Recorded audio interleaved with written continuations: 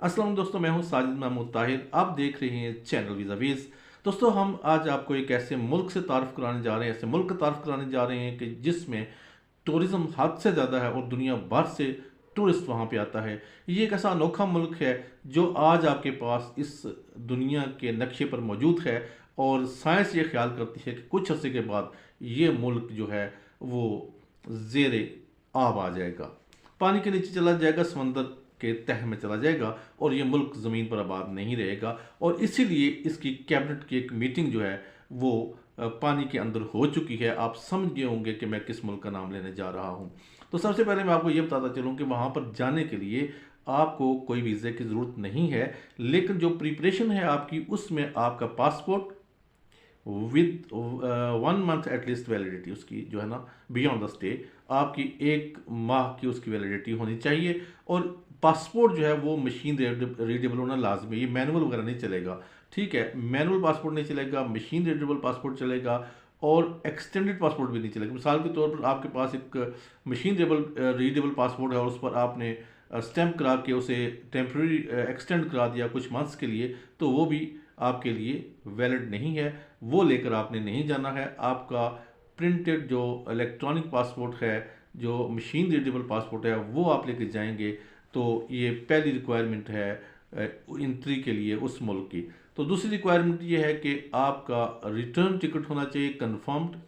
मिसाल के तौर पर आपका प्रीपेड हो टिकट, और मतलब वापसी की आपकी फ़्लाइट भी कंफर्म हो। ये नहीं कि आप बाद में बुक करवा लेंगे या बाद में उसको कंफर्म कर लेंगे, ये नहीं होनी चाहिए। ओपन टिकट नहीं होनी चाहिए, कंफर्म बुकिंग जो है वापसी की भी हो। तीसरी चीज़ है आपका होटल रिजर्वेशन। होटल रिजर्वेशन जो है ये भी प्री पेड होनी चाहिए। आपने जितने दिन रहना है वो सारे आपने पैसे जो है होटल को पे किए हों, उसकी रसीद आपके पास हो। और इसके अलावा अगर फ़र्ज़ करें कि वहाँ पर आपका कोई होस्ट है, बंदा कोई आपको स्पॉन्सर कर रहा है, तो फिर तो आपको होटल की ज़रूरत नहीं पड़ेगी।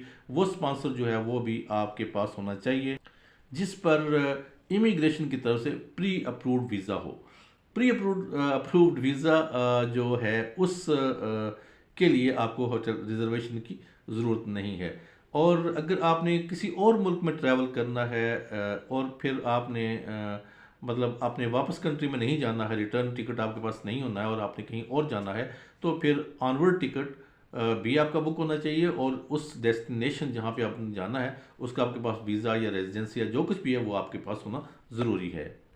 जहाँ तक होटल की बात है, होटल जो है वो रजिस्टर्ड होटल होना चाहिए। अनरजिस्टर्ड होटल जो है उस पर भी आपको एंट्री नहीं मिलेगी। और बेस्ट ये है कि आप रजिस्टर्ड होटल देख लें। इसके अलावा आप ट्रैवलर चेक या कैश साथ में लेके जाएंगे। सफिशेंट फंड्स का होना भी ज़रूरी है। आपके पास कैश होना ज़रूरी है, बजाय इसके कि आपको अपने को क्रेडिट कार्ड या डेबिट कार्ड वगैरह दिखाएं। वो एक डिफरेंट चीज़ होती है, लेकिन बेस्ट ये है कि आप कैश कैरी कर लें, या फिर कैश नहीं तो ट्रैवलर चेक जो है वो लाजमी साथ अपने ले जाएं। और आखिरी जो इनकी कंफर्म रिक्वायरमेंट है, लाजमी रिक्वायरमेंट है, एसेंशियल रिक्वायरमेंट है, वो ये है कि आपने 96 आवर्स, जब आपकी फ़्लाइट हो उससे 96 आवर के अंदर आपने एक सर्टिफिकेशन देनी है, ट्रैवलर डेस्टिनेशन डिक्लेरेशन देनी है, यानी कि हेल्थ के हवाले से है वो। तो वो उनकी अपनी एक वेबसाइट है, उस पर आप जाएंगे तो IMUGA, इस पे आपने जाके वो डिक्लेयर कर देना है। ये सारी चीज़ें जो है जो मैंने अभी आपको बताई हैं, ये उसके वीज़ा के लिए लाजमी हैं।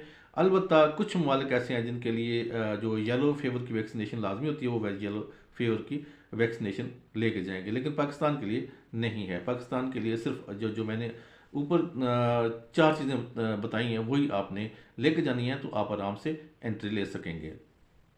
एक हनी मून डेस्टिनेशन भी समझा जाता है, और यहाँ पर लोग ज़्यादातर हनीमून के लिए जाते हैं। और उनके लिए जो लिविंग का जो बहुत ही ज़बरदस्त किस्म के इंतजाम हैं, पानी के अंदर भी होटल्स हैं। और पानी के अंदर, समुद्र के अंदर आप जाके वहाँ पे आप देखेंगे कि वहाँ पे चूँकि ग्लास लगा होता है, और आगे फ़िश वगैरह आपको चलती हुई नज़र आएंगी, और उस पानी के अंदर आपका होटल होगा, वहाँ पे आप रह सकते हैं।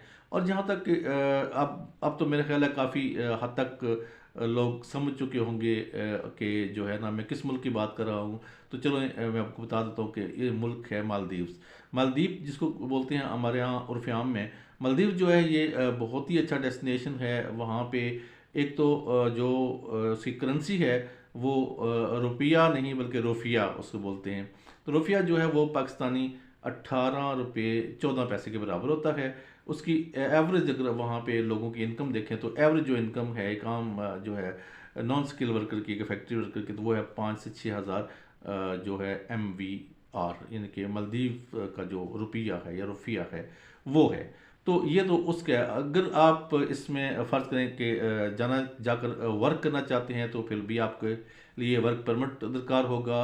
और अगर आप वहाँ पर शादी करते हैं तो परमानेंट अगर आप लेना चाहते हैं तो आप वहाँ पे शादी कर सकते हैं या आप बिज़नेस कर सकते हैं। इन्वेस्टमेंट के ज़रिए भी आपको रेजिडेंसी मिल जाती है। इन्वेस्टमेंट के लिए सबसे पहले आपने अपना बिज़नेस रजिस्टर करना है, वो भी ऑनलाइन सिस्टम है, बहुत ही आसान है। सबसे पहले वो आप अपनी कंपनी का नाम लिखेंगे, अगर उसकी मैचिंग के सेम नाम की कंपनी ना हुई तो फिर वो आप कंपनी रजिस्टर करवा सकते हैं।